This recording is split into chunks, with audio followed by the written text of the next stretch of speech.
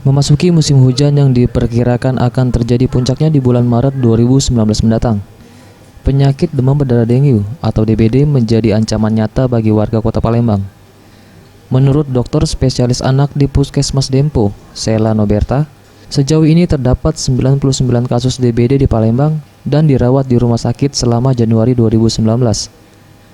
Sedangkan di Puskesmas Dempo terdapat 2 pasien yang positif mengidap demam berdarah.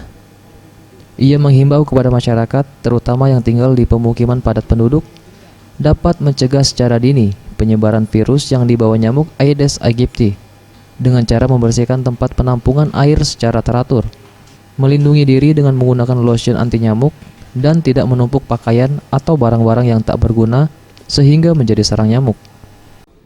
Ya, sebenarnya dia virus dengue itu nyamuk itu kan dia senang dengan lingkungan yang basah ya. Jadi untuk mencegahnya kita harus 5 pencegahan DBD itu pertama harus menguras bak mandi secara teratur karena jentik-jentik nyamuk itu dia senang sekali tinggal di tempat-tempat yang tergenang air.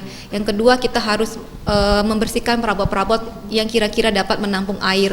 Yang ketiga kita harus menggunakan pelindung untuk supaya tidak tergigit nyamuk, menggunakan kelambu atau menggunakan lotion.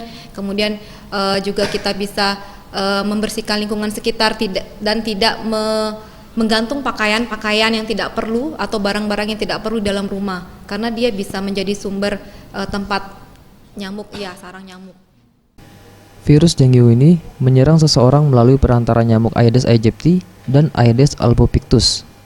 Ciri-ciri nyamuk yang menyebarkan virus dengue ini adalah berwarna hitam dengan belang-belang putih di tubuhnya.